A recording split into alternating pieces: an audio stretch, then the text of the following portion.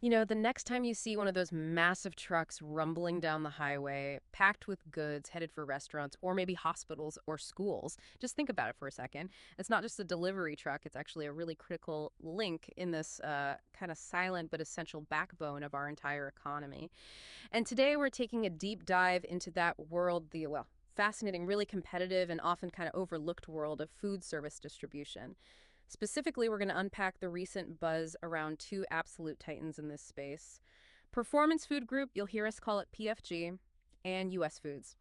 Our mission really is to try and understand the implications of a potential merger between these two giants, what it could mean for the industry, the broader market, and maybe most importantly for the thousands of people on the ground, making those crucial deliveries every single day. Yeah, it's vital to grasp the sheer scale we're talking about here. I mean, when companies this big even think about combining forces, it's way more than just a business headline. It sends ripples, big ones, across the entire supply chain. It impacts everything from, what products are available to maybe even the prices we end up paying for our meals out. Okay, so let's unpack this. Let's get to know these players a bit better. Maybe starting with Performance Food Group, PFG.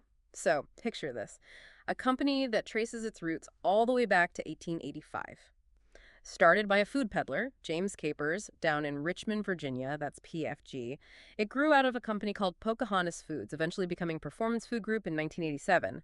Now they're headquartered in Goochland County, Virginia, and they trade publicly, NYSE, PFGC. And that public listing, it really signals their huge size and, financial stability.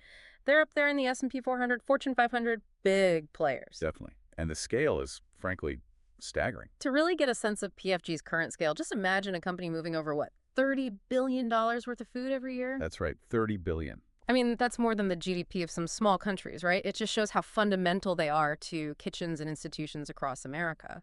Back in 2021, they had something like over 22,000 employees spread across three main divisions: Performance Food Service, Vistar, and PFG, Customized. And their journey has involved some really significant strategic moves over the years. Like you mentioned, they were acquired by Wellspring Capital Management and Blackstone Group back in 2008, then merged with Vistar and Roma Foods before going public in 2015. And they haven't stopped growing. They've been really active on the acquisition front too, right?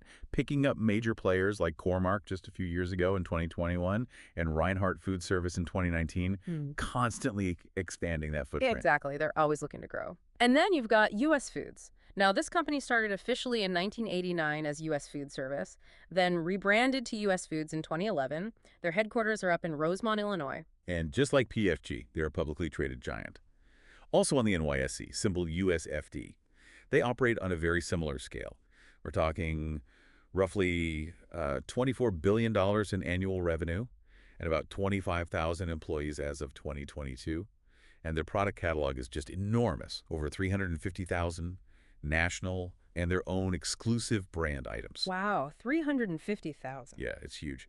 Their customer base is incredibly broad, too. Over 250,000 different places they serve. Everything from your local independent restaurant, multi-unit chains, healthcare facilities, hotels, government agencies, schools, you name it. So pretty much anywhere that serves food. Pretty much. And what's interesting is that, like PFG, some of the entities that eventually became U.S. Foods have really deep roots.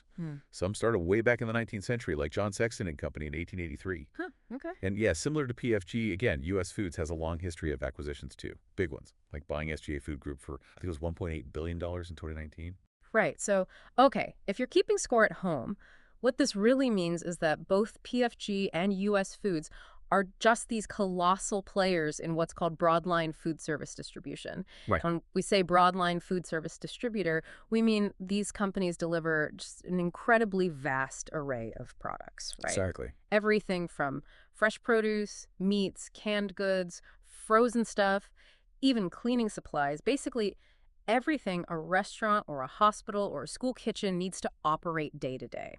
That's the idea. And just to put them in context within the whole competitive landscape, currently, Cisco is the undisputed number one, the biggest. PFG usually sits at number 2, and U.S. Foods is generally considered number 3. Okay. But it's not like it's set in stone. It's actually quite dynamic. Those top spots have actually shifted around over the last decade or so. Each of these three giants has held the top position at different times. Okay, so this is where it gets really interesting today. The latest buzz, the recent reports, indicate that U.S. Foods is showing, well, let's say, strong interest in potentially taking over PFG. And this potential move, that's really the core of our deep dive today. What's driving this? Well, the motivation behind a strategic play like this seems pretty clear, actually.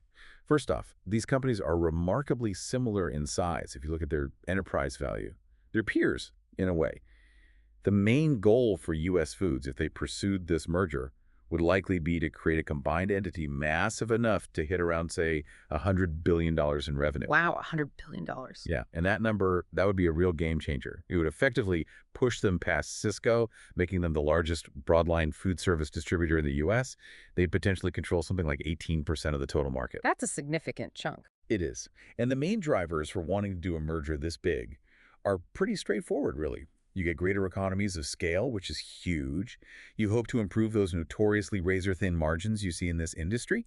And you leverage the distribution overlap between the two companies for some serious efficiencies. Makes sense. It's also seen pretty clearly as a deliberate move to better compete with Cisco, maybe even sort of fend off Cisco's dominance. And what's also quite interesting is the potential strategic fit. PFG, for example, has real strength in certain niche areas where U.S. Foods might be a bit weaker, like independent pizzerias or convenience stores. Ah, okay. So it's not just about getting bigger, it could also be about expanding and diversifying their product lines and their customer reach. A broader portfolio. That definitely sounds like an ambitious goal, especially given how competitive things already are. But is this just about the numbers, the scale, or is there more to this sort of strategic dance? And I guess we should emphasize again, despite how compelling that strategic fit might sound on paper, this is all apparently still in the pretty early stages. That's right, very early. And both companies have, understandably declined to comment officially on any of these reports. Standard procedure, really. Now, connecting this to the bigger picture, though, any deal of this size, merging number 2 and number 3, would absolutely face intense regulatory scrutiny, huge antitrust concerns. That's probably the biggest hurdle here. Yeah, that raises a really important question, doesn't it? Especially when you look back at history. I mean, we just need to remember the attempted merger between Cisco and U.S. Foods back in 2013. Yeah. That was valued at, what, $8.2 billion. And that deal, as many people listening probably recall, was ultimately blocked. A U.S. federal judge stopped it in 2015. Mm-hmm. And the reasoning was very specific. Yeah. The judge said the combined company would control something like 75% of the U.S. food service industry, just too much market power, basically stifling competition. Right. So Cisco eventually had to terminate that merger agreement and just walk away. Exactly.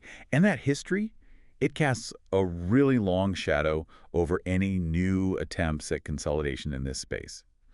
Regulators are almost certainly going to review this potential U.S. Foods PFG deal extremely closely, looking for very similar antitrust issues.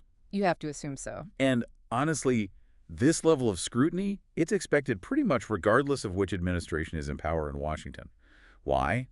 Because the industry is already so consolidated among the comp players. Right. So a block is definitely possible. Or maybe they'd require significant divestitures, forcing them to sell off certain parts of the business in specific markets to keep competition alive. That could seriously reshape the deal or maybe even kill it altogether. Okay, so that's the high-level business strategy, the regulatory maze. But let's shift focus a bit. Beyond the balance sheets and the legal battles, what does all this potential upheaval mean for the thousands of people on the front lines? What about the employees? The drivers, the warehouse workers, the folks who are out there every single day making sure the food actually gets where it needs to go? Yeah, that's a crucial question. For employees, especially those currently at PFG, based on these early reports, the immediate impact is probably just heightened uncertainty. Because remember, the deal isn't done. It's not even officially proposed yet, and it's certainly not guaranteed. So you can expect ongoing speculation, maybe some stock price volatility if you own shares, and just general nerves among the staff about possible changes or, potential cost cuts down the line. Understandable. Looking a bit further out, let's say hypothetically the merger does happen. Then typically you'd expect to see overlapping operations being streamlined, especially in areas like distribution centers, logistics, maybe some corporate functions like HR or finance. Right, redundancies. Yeah, redundancies and some restructuring are often possible, unfortunately. It's part of those typical M&A cost-saving efforts companies look for. But on the flip side, there could also be opportunities, right? For employees who have skills that cross different divisions, maybe in logistics, e-commerce, technology, they might find chances to step up and lead in newly blended divisions within the larger combined company.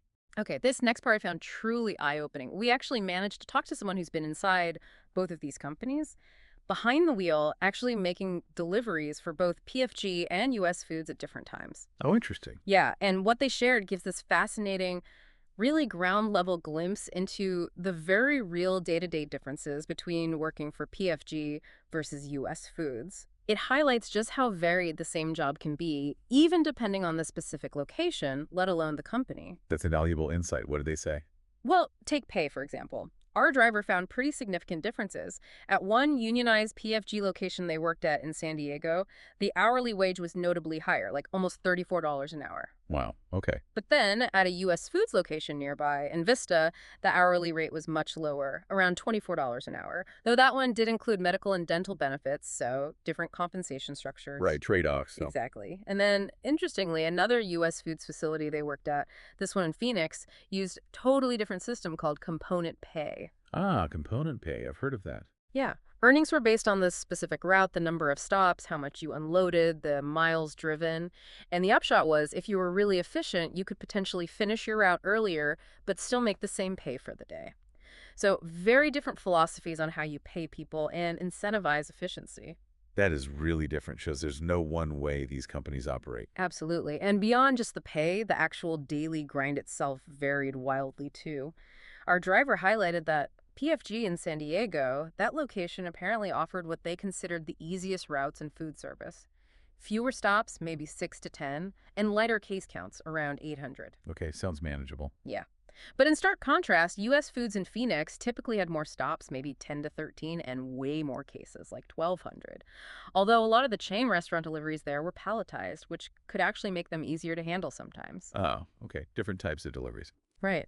And then US Foods back in the San Diego area in Vista, that presented a totally different challenge. Highly varied routes could be 15, even 20 stops. Cases could range from just 5 up to 150 at a single stop. It required a lot more, as the driver put it, digging through the truck to find the specific product for each stop. Wow. So it really illustrates how food distribution driver isn't just one monolithic job, you know? The daily reality can be vastly different based on the company, the location, even the specific routes you get assigned. That paints a very clear picture. Yeah. What about equipment or facilities? Yeah, even that varied. PFG in San Diego often used smaller, like 32-foot trucks, usually with lift gates. US Foods in Phoenix, they consistently used the big 48-foot tractor trailers. And think about your sleep schedule being dictated by your employer. PFG in San Diego had a relatively manageable 5 a.m. start time. Okay, not too bad. But US Foods, depending on the location, could demand overnight starts, sometimes as early as midnight or even 10 p.m. the night before in Phoenix. Oof, that's rough. Disruptive. Totally. And as for the facilities, the actual yards, PFG's San Diego yard was surprisingly described almost like an outdoor yard in somebody's backyard.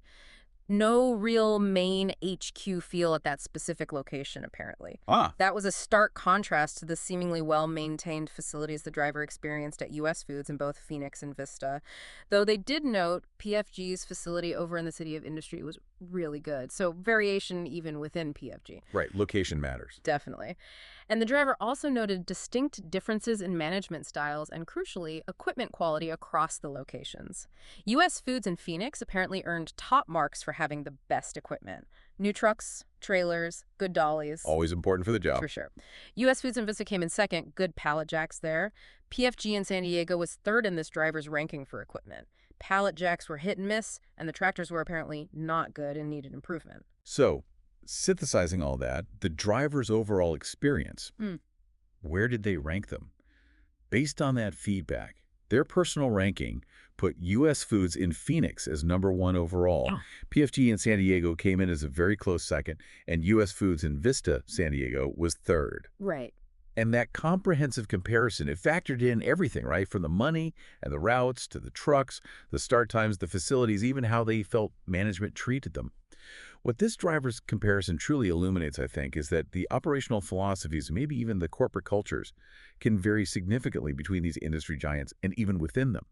And that directly impacts everything from a driver's sleep schedule to their daily physical effort to their overall job satisfaction.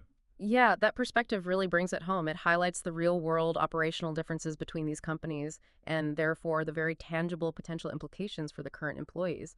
Everything from their specific job roles to their daily working conditions could change quite a bit if these two were to actually integrate. Absolutely. And the bottom line for employees right now in a situation like this is really just uncertainty. That's the key word. There's no official deal yet, and as we discussed, a thorough regulatory review is highly likely if one is proposed. However, if the merger does eventually happen, while yes, some operational overlaps and possible redundancies are a potential reality, there could also be growth opportunities in those new blended divisions we talked about. Yeah. So probably the best advice is just to stay proactive. Maybe brush up on relevant skills, stay plugged into internal company communications, try to plan ahead as best you can. That gives you the best possible footing during any kind of transition period. Okay, so wrapping things up, we've taken a close look today at the just immense scale of Performance Food Group and U.S. Foods. We've explored the powerful strategic drivers that seem to be propelling this potential merger talk. And we've also delved into the very significant regulatory hurdles it would almost certainly face, especially given the industry precedents. Mhm. And importantly, we heard that really valuable real-world perspective on what all this means or could mean for the countless individuals who actually make the daily operations of these giants possible. Yeah, this whole exploration, I think it truly illustrates how these complex, high-level business dealings can ripple right down through these vast industries. They affect everything from, global supply chains right down to the daily lives and future careers of individual employees. It's just a good reminder that even the food that ends up on our plates relies on this massive, intricate, and constantly evolving network. Definitely. And as we wrap up our deep dive today, here's maybe a final provocative thought for you, the listener, to consider. Given that history of regulatory blocks like the failed Cisco US Foods deal, and considering the really nuanced operational differences between PFG and US Foods that our driver highlighted, will this potential consolidation actually reshape the industry the way US Foods might envision? Or is it more likely to hit those familiar roadblocks? And even if it does somehow get through all the hurdles, how quickly could that dream combination of portfolios and supposed synergies actually translate into tangible changes? Changes for customers, yes, but also for the thousands and thousands of individuals behind the wheel in the warehouses. Something to think about.